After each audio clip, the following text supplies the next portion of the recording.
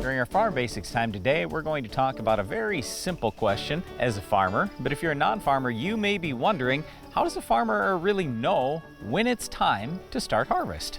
Certainly, when you get into the fall, you notice the changing of colors out in fields, and you may think, oh, okay, the leaves are all turning yellow, harvest has got to be close, but when exactly is it going to start? Well, in many cases, like we're in a soybean field today, farmers will want to see all those leaves drop off the plants, and they still aren't harvesting, and you're probably wondering, what's going on? Shouldn't they be harvesting by now? All right, but the key thing is, what's the moisture of the grain? So a lot of times, like on our farm or almost anybody's farm out there, they're going to walk into the field, they're going to take some of the pods and open them up if they're soybeans. They're going to take some of the corn as they walk out. They're going to break it open. They're going to find out, all right, what's the moisture in here? So our dad didn't have a fancy moisture tester or anything else. He used to just take a bite out of it and go, nope, not quite ready for harvest yet, or yep, we better get out here and get this done.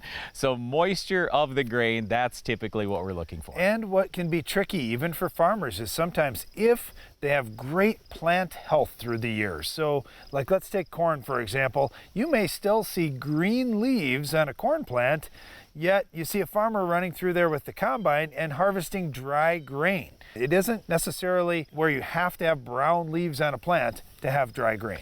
The one other big thing that we are typically looking for as farmers is, will the stalk stand until I want to get there with my harvest equipment? You know, let's say it is real early. Let's say the grain is still pretty wet and you go, yeah, I don't really want to be out here, but you're walking through the field and everything's breaking over, or you have grain that's starting to fall on the ground. Then as a farmer, I might say, well, I don't want to be out here, but I'm just going to go harvest this grain wet, and then I will spend the money to dry the grain down myself on my farm, or I'll pay someone else to do that. And of course, in this year of 2020, we had some weather events already with hurricanes where farmers were forced to go out and get that grain a little bit early just to save it from a storm.